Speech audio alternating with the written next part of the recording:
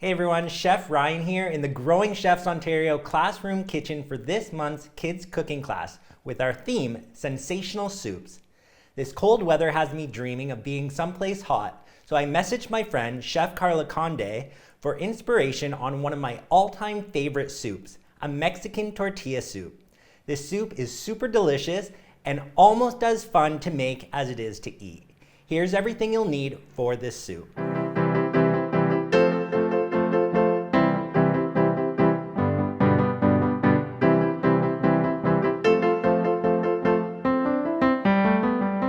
To start this recipe, I'm going to preheat my oven to 375 degrees.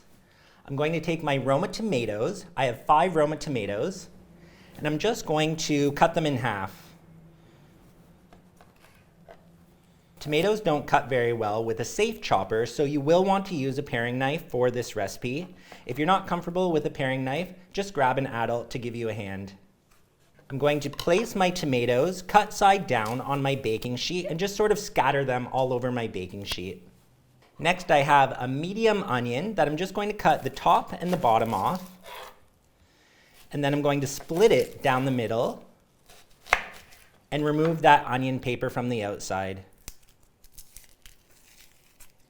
For my onion, I'm just going to cut it into wedges using my bear claw. And then I'm going to sprinkle or scatter the wedges around my tomatoes on the baking sheet. And then I have 4 cloves of garlic. For my garlic, I'm just going to use the palm of my hand and crush the garlic to help get that paper off of them.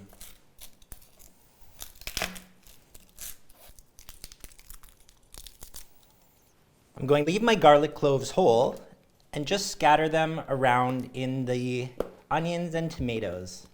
And lastly, before I pop this into the oven, I have some tomato paste that I'm just going to smear on the top of my tomatoes. This is just going to give an extra little tomato kick to our soup. A little sprinkle of salt and pepper.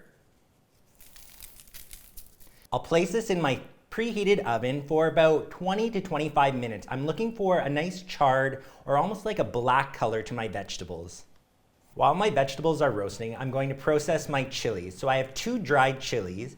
They're pasilla chilies, but you could use guajillo chilies or any chilies, dried chilies that you have lying around. I want to soften the chilies, so I'm going to crack them open, remove the stems, and dump the seeds out. Once I've torn them into pieces, I'll place them in a little bowl. And I'm going to pour over a cup of hot water. So you can microwave a cup of hot water, use a tea kettle, or just a pot to boil it. I'll dump over the water and let it just hang out in that hot water to soften. Don't worry, these chilies have lots of flavor, but not a lot of heat. My vegetables are finished roasting. If you see the tops of my tomatoes and vegetables, they've got some char or some color on them. I think they look great. So now I'm going to let them cool down just a little bit and add them to my blender. To my blender, I'm also going to add that dried chili that we soaked. So if we take a look at our chili, we can see that it's pretty soft now. The soaking liquid has turned a dark color. I'm going to add the whole thing to the blender, the liquid and all. I'll also add 5 cilantro stems. So if you got our recipe kit, make sure you pick the leaves off the cilantro stem before you add it into the blender. And our last ingredient is something that you guys might not be familiar with. It's called epazote. Epazote is an herb that's commonly used in central and southern Mexico. It has a strong sort of cilantro and anise flavor to it. If you don't have any epazote at home, that's okay, you don't have to add it. I'll put the lid on and blend it all together until it's nice and smooth. I've finished blending the tomatoes and it smells really good in here. So now I'm going to add a little bit of oil to my pot and turn it on to a medium heat, and I'm going to cook my tomato sauce. So if we take a look at our tomatoes, it's nice and smooth and it has a really dark red color to it. This looks awesome. My pureed tomatoes are cooking. Make sure you keep an eye on them. If it starts to spit or boil, turn down the heat. While that's cooking, I'm going to work on my garnish. So I have some corn tortillas here. I'm going to brush both sides with some oil. And then I'm going to cut it into really thin strips. This is going to give our soup a nice crunch. Once the tortilla is cut into strips, I'm going to lay it out on a baking sheet and make sure that none of them are overlapping each other. And I'll do that with the remaining 2 tortillas. If you don't have a pastry brush at home, you can just use your fingers as well.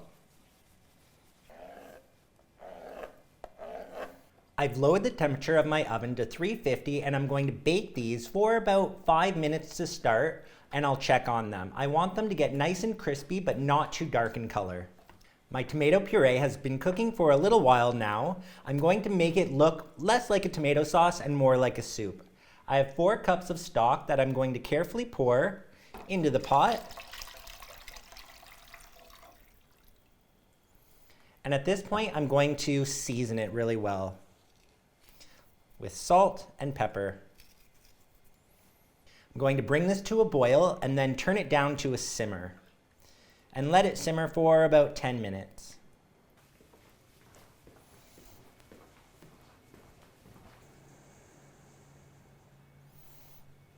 So while my soup is simmering and thickening and my tortillas are getting nice and crispy, I can start working on the rest of my garnishes for my soup. So that's what makes this soup really fun and interactive. I have some Mexican crema or sour cream. I have some cilantro leaves that we picked off of the cilantro stems that we blended into our soup earlier. I have some cubes of queso fresco. If you don't have queso fresco, that's okay. You can use cubes of feta cheese or monterey jack or even cheddar. And I have an avocado. So a little trick to dicing an avocado is taking your paring knife and running it along the pit of the avocado and then giving it a little twist. And with the help of an adult, you can sort of whack the pit and twist it out. And then I like to set it down on my cutting board and run my knife in 2 different directions. After I do this, I can take a spoon and just scoop out the little cubes of the avocado flesh. And then I'll do the same thing with the other side.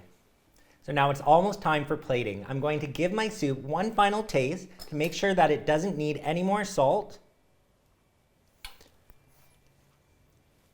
That's delicious.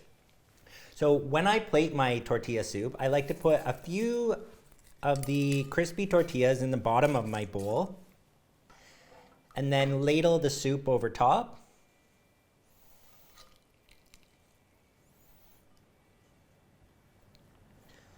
I'll add some cubes of avocado, a couple of cubes of my queso fresco, some leaves of cilantro, and then a few more pieces of my tortillas because it is tortilla soup. And finish it with a dollop of my crema or sour cream. And that's it, our Mexican tortilla soup. When you serve your soup to your family, make sure you put all of the garnishes on the table so as they're eating it, they can add more garnishes into the soup. I'm Chef Ryan from Growing Chefs Ontario, and I hope you like my version of Mexican tortilla soup.